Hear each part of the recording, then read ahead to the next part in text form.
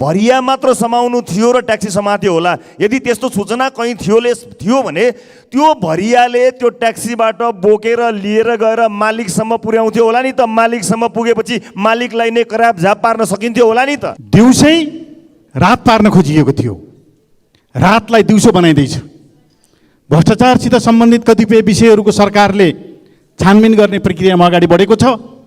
माननीयजीहरूलाई टाउको नदुख्नको निम्ति म विशेष अनुरोध गर्न चाहन्छु। भुटानी शरणार्थी, नक्कली भुटानी शरणार्थीमा जरा कहाँ छ सारा जनतालाई थाहा छ। सुरुवात गर्यो, सरकार अड्कियो। हामीले स्याबासी अलिकति त्यहाँ भनिरहेका छौँ एडभान्समा। विकासको ज्वरो कहाँ छ सबै देशलाई थाहा छ, सरकार ज्वरोमा जाँदैन, त्यहाँ पनि गिजोल छ। सुनकाण्डको पनि ज्वरो कहाँ छ, आरोपितहरूको नाम त आइरहेको छ नि, तर सरकार त्यसको ज्वरोमा जाँदैन, हाँगा बिगा काटेर चुप लागेर बसिरहेको छ। कहीँ पनि जरोसम्म हामी पुग्न सकेका छैनौँ मात्र होइन, सरकार जरासम्म पुग्नतर्फ नै अग्रसर भएको छैन। विभिन्न निकायका प्रमुखहरूलाई तुरुन्त बर्खास्त गर्नुपर्ने हो कि केही कर्मचारीहरूलाई सरुवा गरेर यसलाई साटफेर गर्नुपर्ने हो? व्यक्तिको अनुहार हेर्ने होइन, उसको काम, उसको शैली, उसको तरिका र उसको गल्तीलाई हेरेर सरकारले यस प्रकारका क्रियाकलापहरूलाई अगाडि बढाएर राज्यलाई सुशासनको प्रत्याभूति दिने, कसैलाई देखाउनको लागि मात्रै यो एक टिप सुन पक्रने काम भएको हो। नेपाल सुन तस्करको ट्रान्जिट पोइन्ट बनिराखेको छ। आज सरकारले अलिअलि केही प्रश्नहरू, केही विषयहरू उठाउन खोज्दाखेरि हामी सबैले चिच्चाएर, विरोध जनाएर, असहमति प्रकट गरेर हामी यस प्रकारका क्रियाकलापहरूलाई राज्यको तर्फबाट छानबिन गर्ने प्रक्रियामा अगाडि बढाउने कुरोलाई रोक्छौँ भनेदेखि हामीले कुन प्रकारको सुशासनको प्रत्याभूति नागरिकलाई दिन चाहन्छौँ? केही भरियालाई पक्रेर सुन तस्करका नायकीहरूलाई संरक्षण दिने, जोगाउने हामीले त यति त गर्यौँ नि भनेर भन्ने काम नगरोस्। माछो ठुलो सानुको प्रसङ्ग होइन, यहाँ प्रसङ्ग चाहिँ दोषीलाई कारबाही गर्ने कुरा हो।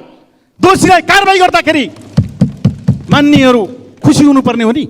अथवा इलेक्ट्रिक सिगरेट बनाएर त्यहाँ सुन लुकाएर ल्याउन जान्ने, ब्रेक प्याड, ब्रेक सु बनाएर सुन ल्याउन जान्ने, तामाङ, मगर लगायत अन्य जाति समुदायको आत्मसम्मानमा चोट पर्ने गरी जुन अभिव्यक्ति दिएको छ त्यसको घोर आपत्तिजनक र घोर भत्सना गर्न चाहन्छु। प्रधानमन्त्री निवास वरिपरिको जग्गा मिलाएर व्यक्तिको नाममा ल्याउने, नेपाली जनतालाई भुटानी शरणार्थी बनाएर अमेरिका पठाउन जान्ने, तामाङ समुदायमा दाजु बहिनी बीचमै विवाह हुने हुँदा त्यसरी विवाह गर्ने व्यक्ति एकहोरो हुने र अपराधमा संलग्न हुने भन्ने अभिव्यक्तिले मेरो मनमा आज यो सुन काण्डले भन्दा बढी बत्ती पोलेको छ। सभामुख महोदय,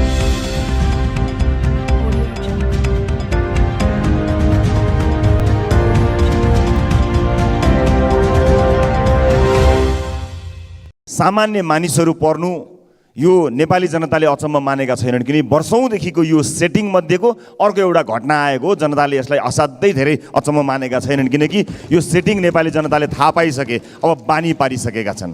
तर मेरो यहाँनिर जिज्ञासा के चाहिँ भने, जब यस्ता घटनाहरू आउँछन् त्यस पछाडि कर्मचारीहरूको सरुवा हुन्छ। म सम्मानित सदनमा सम्माननीय सभामुख मार्फत सोध्न चाहन्छु सरकारलाई र सरकारवालालाई, सरुवा भनेको कारबाही हो, कारबाही गरिएको हो कि सरुवा उहाँलाई पुरस्कार गरिएको हो? कुनै पनि यस्तो गम्भीर विषय, क्विन्टलका क्विन्टल सुन आउने विषयमा विभिन्न निकायका प्रमुखहरूलाई तुरुन्त बर्खास्त गर्नुपर्ने हो कि केही कर्मचारीहरूलाई सरुवा गरेर यसलाई साटफेर गर्नुपर्ने हो? यसमा कयौँ इन्फर्मेसनहरू होलान्, त्यो इन्फर्मेसनहरू कस्ता ठाउँमा गएर बसिरहेका छन्। अब यो समय पाइसकेपछि, यो डामेर छोडेपछि त्यहाँ भएका महत्त्वपूर्ण सूचनाहरू लुकाउने समय प्रशस्त मिल्यो, अनुसन्धानलाई प्रभावित पार्ने समय प्रशस्त मिल्यो, कतिलाई फोन फर्म्याट गर्ने समय मिल्यो होला, कतिलाई टेलिभिजनमा गएर तामा तुलसी खाएर बाचा कसम खाने समय मिल्छ होला, मिडिया न्यारेटिभ बनाउन मिल्छ होला। यस्तो गम्भीर विषयमा सभामुख महोदय, यो गम्भीर विषयमा यति हल्का रूपले केही मान्छेहरूलाई सरुवा गरेर हुन्छ सभामुख महोदय? र ठिक छ, सरकारलाई सूचना आएको थियो रे, एउटा ट्याक्सी अगाडिसम्म गयो, त्यहाँ बाटोमा ट्याक्सीलाई समात्यो रे, भरिया मात्र समाउनु थियो र ट्याक्सी समात्यो होला। यदि त्यस्तो सूचना कहीँ थियो भने त्यो भरियाले त्यो ट्याक्सीबाट बोकेर लिएर गएर मालिकसम्म पुर्याउँथ्यो होला नि त। मालिकसम्म पुगेपछि मालिकलाई नै कराप झाप पार्न सकिन्थ्यो होला नि त। किन गरिएन? यो एउटा ठुलो सेटिङ हो जुन निरन्तर चल्दै आएको छ। तर सभामुख महोदय, गम्भीर कुरा यहाँ कहाँबाट आइरहेको छ भने तत्त निकायका प्रमुखहरू, चाहे सुरक्षा निकायका प्रमुख हुन्, चाहे इमिग्रेसन होस्, चाहे कस्टम होस्, जो पनि काम गरिरहनु भएको छ, ती विभिन्न महानुभावहरू जो विभागीय प्रमुख या त्यो कुनै इन्स्टिट्युसनको हेड भएर बसिरहनु भएको छ, उहाँहरूले चाहिँ अहिले त्यो निकायको प्रमुख हुने हैसियत राख्नुहुन्न। उहाँहरू त्यहाँ बसिरहँदा अनुसन्धानमा ठुलो असर पर्छ, प्रमाणहरू लुक्न सक्दछन्, धेरै हुन सक्दछ। त्यस कारणले सभामुख महोदय, यसमा गम्भीर हुनको लागि म अनुरोध गर्न चाहन्छु र हामीले पद्धतिलाई विश्वास गर्दै सार्वजनिक महत्त्वको प्रस्ताव दर्ता गराएका छौँ। यो सार्वजनिक महत्त्वको प्रस्तावलाई चाँडैभन्दा चाँडै यो संसदमा प्रस्तुत गरियोस्। मैले गृहमन्त्रीज्यूलाई भनेको पनि छु, हामीले सार्वजनिक महत्त्वको प्रस्ताव दर्ता गराएका छौँ। तपाईँले चित्तबुद्ध ढङ्गले जवाब दिनु भएन भने राष्ट्रिय स्वतन्त्र पार्टीले लिने कदम, त्यसपछिको कदम हामी त्यसपछि कुराकानी गरौँला। तर अहिले भने गृहमन्त्रीले र सम्बन्धित निकायहरूले गम्भीर रूपमा यसलाई लिएर सरकारले सदनलाई जवाफ दिनुपर्छ र केही कर्मचारीहरू सरुवा गरेर यसलाई टाल्न पाइँदैन। र अन्त्यमा एउटा कुरा जोड्न चाहन्छु सभामुख महोदय, हरेक विषय सरकारले सुरु गर्छ, अलि ज्वरोसम्म पुग्छ कि भन्छ, त्यहाँ गएर अड्किन्छ, गिजोलिन्छ। भुटानी शरणार्थी, नक्कली भुटानी शरणार्थीमा जरा कहाँ छ सारा जनतालाई थाहा छ। सुरुवात गर्यो, सरकार अड्कियो, हामीले स्याबासी अलिकति त्यहाँ भनिरहेका छौँ एडभान्समा। फेरि अर्को विषय सरकारले सुरु गर्यो, ललिता निवास काण्ड सुरु गर्यो। ललिता निवासको ज्वरो कहाँ छ सबै देशलाई थाहा छ, सरकार ज्वरोमा जाँदैन, त्यहाँ पनि गिजोल छ। सुन काण्डको पनि ज्वरो कहाँ छ, आरोपितहरूको नाम त आइरहेको छ नि, तर सरकार त्यसको ज्वरोमा जाँदैन, हाँगा बिगा काटेर चुप लागेर बसिरहेको छ। म सरकारलाई भन्न चाहन्छु, सरकारले भ्रष्टाचार विरोधमा गरेका, भ्रष्टाचारको विरुद्धमा चालेका कदमहरूलाई हामीले दिएको स्याबासीलाई टेकन फर ग्रान्टेड, फाइदाको रूपमा नलियोस्। त्यस कारणले म यति जानकारी गराउन चाहन्छु कि कुनै पनि विषयलाई गिजोल्ने मात्र होइन, त्यसको अन्त्य र जरासम्म पुग्ने साहस लिएको हो भने ठिक छ, नत्र केही कर्मचारीहरू थुनेर केही मान्छेहरूलाई सरुवा गरेर फाइल खोले चाहिँ गर्ने, हामीले यतिवटा फाइल खोल्यौँ नि भनेर फाइल खन्न सुरु गर्यो भने सरकारको दिन गन्न सुरु हुन्छ। धन्यवाद। यो सदनमा विभिन्न विषयहरू उठेका छन् र आज सरकारको जिम्मेवारी सम्हाल्दै रहनुभएका गृहमन्त्री र अर्थमन्त्रीको बारेमा पनि केही प्रश्नहरू उठे। म आफ्नो तर्फबाट सरकारलाई बधाई पनि दिन चाहन्छु। दिउँसै रात पार्न खोजिएको थियो, रातलाई दिउँसो बनाइँदैछ। भ्रष्टाचारसित सम्बन्धित कतिपय विषयहरूको सरकारले छानबिन गर्ने प्रक्रियामा अगाडि बढेको छ। माननीयजीहरूलाई टाउको नदुख्नको निम्ति म विशेष अनुरोध गर्न चाहन्छु। कसैको अनुहार हेर्न जरुरी छैन, सरकार अगाडि बढोस् र बाँकी रहेका उठेका कतिपय विषय र प्रश्नहरूको बारेमा पनि सरकारले छानबिन गरेर व्यक्तिको अनुहार हेर्ने होइन, उसको काम, उसको शैली, उसको तरिका र उसको गल्तीलाई हेरेर सरकारले यस प्रकारका क्रियाकलापहरूलाई अगाडि बढाएर राज्यलाई सुशासनको प्रत्याभूति दिने, नागरिकलाई सुशासनको प्रत्याभूति दिने गरी अगाडि बढ्नको निम्ति म विशेष सम्माननीय सभामुख महोदय मार्फत अनुरोध पनि गर्न चाहन्छु। सम्माननीय सभामुख महोदय, ट्रान्सपरेन्सी इन्टरनेसनलको रिपोर्ट हामीले हेरेका छैनौँ र छानबिन गर्नु पर्दैन? सम्माननीय सभामुख महोदय, सम्पत्ति शुद्धिकरण सम्बन्धी अन्तर्राष्ट्रिय प्रश्न नेपाल पक्ष भएर उभिएको हामीले हेरेका छैनौँ र हामीले कानुन बनाएर छानबिन गर्नु पर्दैन? आज सरकारले अलिअलि केही प्रश्नहरू, केही विषयहरू उठाउन खोज्दाखेरि हामी सबैले चिच्चाएर, विरोध जनाएर, असहमति प्रकट गरेर हामी यस प्रकारका क्रियाकलापहरूलाई राज्यको तर्फबाट छानबिन गर्ने प्रक्रियामा अगाडि बढाउने कुरोलाई रोक्छौँ भनेदेखि हामीले कुन प्रकारको सुशासनको प्रत्याभूति नागरिकलाई दिन चाहन्छौँ। त्यस कारणले सम्पूर्ण नागरिकहरूलाई अपिल गर्दै यो हाउसले सरकारले गर्न खोजेका यस प्रकारका क्रियाकलापलाई मान्छे नहेर्नु जुनसुकै दलको परोस्, सरकारले गर्न खोजेका क्रियाकलापलाई समर्थन गर्नको निम्ति सम्माननीय सभामुख महोदय मार्फत म विशेष अनुरोध गर्न चाहन्छु। यही प्रसङ्गमा म आफै रहेको जिल्लामा इमेज सहकारी र शिवशिखर सहकारी, यी दुईटा सहकारीले 50,000 भन्दा बढी नागरिकको 8 अरबभन्दा बढी रकम ठगेका छन्। यस प्रकारका ठगी प्रकरणमा सहभागी भएर जनतालाई दुःख दिने सबै प्रकारका, मैले यो प्रसङ्ग किन जोड्न खोजेको भने यस प्रकारका घटनाहरू देशैभरि छन्। यस प्रकारका घटनाहरूमा सहभागी भएका दोषी उप पनि छानबिन हुनुपर्छ। माछो ठुलो सानोको प्रसङ्ग होइन, यहाँ प्रसङ्ग चाहिँ दोषीलाई कारबाही गर्ने कुरा हो। दोषीलाई कारबाही गर्दाखेरि मान्नेहरू खुसी हुनुपर्ने हो नि, मान्यजीहरू त खुसी हुनुपर्ने हो नि दोषीलाई कारबाही गर्दाखेरि त। त्यसो भएको हुँदाखेरि सम्माननीय सभामुख महोदय मार्फत यस प्रकारका घटनाहरूलाई अझ बढी अगाडि बढेर छानबिन होस् र सरकारको यो प्रयत्नलाई म त हार्दिक सलाम व्यक्त गर्न चाहन्छु, सलाम व्यक्त गर्न चाहन्छु, म दोहोऱ्याएर भन्न चाहन्छु सम्माननीय सभामुख महोदय। र यसै प्रसङ्गमा बागलुङ जिल्लाको वरिष्ठ सही उज्जवल पौडेल बडीघाट खाला बजारमा आशा कुँवरको घरमा असामयिक रूपमा उहाँको हत्या भएको छ। हत्याको चाहिँ उचित प्रकारको छानबिन होस् र दोषी उप कारबाही होस् र यस प्रकारका कतिपय चाहिँ अरू राज्यलाई कानुनको प्रक्रियाभित्र अगाडि बढ्नको निम्ति अवरोध सिर्जना गर्ने सबै प्रकारका परिघटनाहरूको छानबिन गरेर अगाडि बढ्नको निम्ति पनि सम्माननीय सभामुख महोदय मार्फत म विशेष अनुरोध गर्न चाहन्छु। धन्यवाद। ल अब माननीय सदस्य श्री कस्तो शिक्षा ल्याउँ अथवा समाज कतातर्फ गइराखेको छ, यो समाजको मनोविज्ञान कस्तो बनिराखेको छ भन्ने कुरा केही घटनाक्रमहरूलाई हेर्दाखेरि यस्तो देखिन्छ कि हामी कुन प्रकारको नकारात्मकताको शिकार भइराखेका छौँ। सिगरेट अथवा इलेक्ट्रिक सिगरेट बनाएर त्यहाँ सुन लुकाएर ल्याउन जान्ने, ब्रेक प्याड ब्रेक सु बनाएर सुन ल्याउन जान्ने, प्रधानमन्त्री निवास वरिपरिको जग्गा मिलाएर व्यक्तिको नाममा ल्याउने, नेपाली जनतालाई भुटानी शरणार्थी बनाएर अमेरिका पठाउन जान्ने, यो समाज कतातर्फ गइराखेको छ, हाम्रो मनोविज्ञान कतातर्फ गइराखेको छ। हामीले 33 किलो सुन तस्करी भयो अरे, एयरपोर्टबाट 33 किलो सुन छिर्यो अरे भन्ने सुन्दाखेरि अचम्म मान्यौँ। तर आज 1.5 क्विन्टल सुन एकै दिनमा। तर यस्तो त कति भयो यसको कुनै हिसाब छैन। म सभामुख महोदय मार्फत सरकारलाई भन्न चाहन्छु कि यो सामान्य विषय होइन।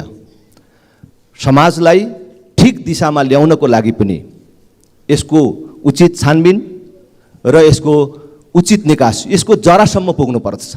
अहिले हामीले भुटानी शरणार्थीको कुरा गरौँ, ललिता निवास जग्गा प्रकरणको कुरा गरौँ, कहीँ पनि जरासम्म हामी पुग्न सकेका छैनौँ मात्र होइन, सरकार जरासम्म पुग्नतर्फ नै अग्रसर भएको छैन। अहिले पनि हामीले 1 क्विन्टल 1.5 क्विन्टल सुन पक्ड्यौँ, यो चान्चुने कुरा हो भनेर सरकारको तर्फबाट कुरा आइराखेको छ। त्यो कुनै सूचनाको आधारमा पक्राउ पर्यो होला नि त? त्यो सूचनाको स्रोत को हो? त्यो सूचना दिने स्रोतले त्यसमा को संलग्न छ भन्ने कुरा भनेन होला, थाहा छैन होला कि यो कुनै बाह्य दबाब र सूचनाको आधारमा कसैलाई देखाउनको लागि मात्रै यो एक टिप सुन पक्डने काम भएको हो। हामीलाई केही सूचनाहरू आए अनुसार यो आकस्मिक रूपमा पक्डेको अथवा सरकारले थाहा पाएर पक्डेको होइन। नेपाल सुन तस्करको ट्रान्जिट पोइन्ट बनिराखेको छ र सम्बन्धित अरू देशले सूचना दिएपछि, दबाब दिएपछि यो पक्राउ गर्ने काम भएको हो भन्ने कुरा पनि बजारमा आएको छ। त्यसकारण म सरकारसँग आग्रह गर्न चाहन्छु, केही भरियालाई पक्डेर सुन तस्करका नाइकेहरूलाई संरक्षण दिने, जोगाउने, हामीले त यति त गर्यौँ नि भनेर भन्ने काम नगरोस्, यसको जरासम्म पुगोस्। केही मानिसहरूका नामहरू पनि अरू प्रकरणमा आएका छन्, अनुसन्धान प्रक्रिया सशक्त ढङ्गले अगाडि बढाओस् र अहिले जुन ढङ्गले अनुसन्धान प्रक्रियाको नाममा केही कामहरू गर्ने अथवा झाडा टार्ने काम भइराखेको छ, त्यसले जरासम्म पुग्न सकिँदैन। विशेष आयोग बन्नुपर्छ, छानबिन आयोग बन्नुपर्छ र छानबिन आयोग बनाएर यो अनुसन्धान प्रक्रिया अगाडि बढाइयोस् भन्ने म आग्रह गर्न चाहन्छु। त्यसै गरेर यही बिचमा एउटा अत्यन्तै महत्त्वपूर्ण विषय संसदमा पनि चर्चामा आयो र अहिले बाहिर पनि चर्चामा आइराखेको छ। असमयमै असान्दर्भिक ढङ्गले, बेमौसमी ढङ्गले नेपाली सेनाको सङ्ख्या कटौतीको विषयमा, नेपाली सेनाको औचित्यको विषयमा प्रश्न उठाउने काम भइराखेको छ। यो के प्रयोजनका लागि, कसको खुसीका लागि यो काम भइराखेको छ? यो जानेर भएको हो कि अरू कसैको उक्साहटमा भएको कुरा हो।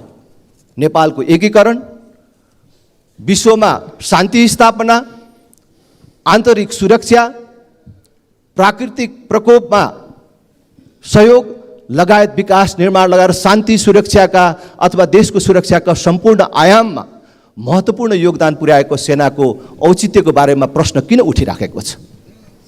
खर्च कटौती गर्ने नाममा सेनाको सङ्ख्या कटौती गर्ने अथवा सेनाविहीन राज्यको परिकल्पना गर्ने कुराहरू किन प्रवेश गरिराखेको छ? म सरकारको र खास गरी रक्षा मन्त्रीको धारणा जान्न चाहन्छु। रक्षा मन्त्रीले यो कुरा संसदमा भन्नु पर्यो, स्पष्ट पार्नु पर्यो, यो छलफलको विषय हो कि होइन। हामीले यदि सेनालाई खर्च गर्नु पर्दाखेरि रकमको अभाव भएको समस्या भएकै हो भने खर्च कटौती गर्ने अन्य उपायहरू छन्, अन्य बाटाहरू छन्। साँच्चै नै समस्या परेको हो भने यति सानो देशमा 40,000 को लगभगमा जनप्रतिनिधि किन चाहियो? प्रदेश किन चाहियो? माथिल्लो तहमा 2टा संसद किन चाहियो? राष्ट्रिय सभा र प्रतिनिधि सभा। एउटा संसद राखौँ, केन्द्र राखौँ, बलियो स्थानीय तह राखौँ र खर्च कटौती हामीबाट सुरु गरौँ। तर खर्च कटौती गर्ने नाममा सेनाको सङ्ख्या र सेनाको अस्तित्वलाई बहसमा नल्याउँ भन्ने कुरा म सबैलाई आग्रह गर्न चाहन्छु। सेनालाई सुदृढ बनाउन जरुरी छ, बलियो बनाउन जरुरी छ र उसको मनोबल उच्च बनाउन जरुरी छ। र अहिलेको जुन भू राजनीतिक परिस्थिति छ र अन्तर्राष्ट्रिय राजनीतिमा आएको परिवर्तन छ, त्यो सबैलाई दृष्टिगत गर्दाखेरि अझ सेनालाई सशक्त बनाउन जरुरी छ भन्ने कुरा म आग्रह गर्न चाहन्छु। धन्यवाद। प्राइम टाइम टेलिभिजनको कार्यक्रम प्रस्तोता दिक्पाल कार्कीसँग अधिवक्ता भगवती पाण्डेले दिएको अन्तर्वार्तामा तामाङ, मगर लगायत अन्य जाति समुदायको आत्मसम्मानमा चोट पर्ने गरी जुन अभिव्यक्ति दिएको छ त्यसको घोर आपत्तिजनक र घोर भत्सना गर्न चाहन्छु।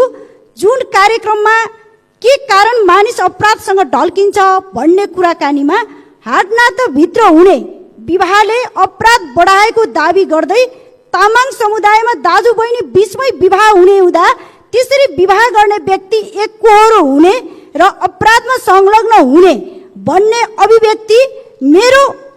अभिव्यक्तिले मेरो मनमा आज यो सुन काण्डले भन्दा बढी बत्ती पोलेको छ। सभामुख महोदय, यस्तो चाहिँ समुदायबाट प्रतिनिधित्व गरेर आज म यो हाउसमा बस्दै गर्दा म कति क्रिमिनल समुदायको चाहिँ माननीय हुला भन्ने कुरामा मलाई एकदम चिन्ता लागेको छ। सभामुख महोदय, यस्तो गलत उदाहरण दिई तामाङ, मगर लगायत अन्य जाति समुदायको प्रथा, परम्परा, इतिहास, संस्कार र संस्कृतिलाई बङ्ग्याएर दिएको अभिव्यक्ति जातीय तथा अन्य सामाजिक छुवाछुत तथा भेदभाव, कसुर र सजाय ऐन 2068 र मुलुकी अपराध संहिता 2074 को मर्म विपरीत भएको हुँदा निज कार्यक्रम प्रस्तोता दिक्पाल कार्की र अधिवक्ता भगवती पाण्डे विरुद्ध नेपाल तामाङ गेदुङले जाहेरी दरखास्त दायर गरिसकेको हुँदा निजहरूलाई तत्काल पक्राउ गरी कानुनी दायराभित्र ल्याई हदैसम्मको कारवाही गर्न सभामुख मार्फत नेपाल सरकार गृह मन्त्रालयको गम्भीर ध्यानाकर्षण गर्दै जोरदार माग गर्न चाहन्छु। धन्यवाद। सम्माननीय सभामुख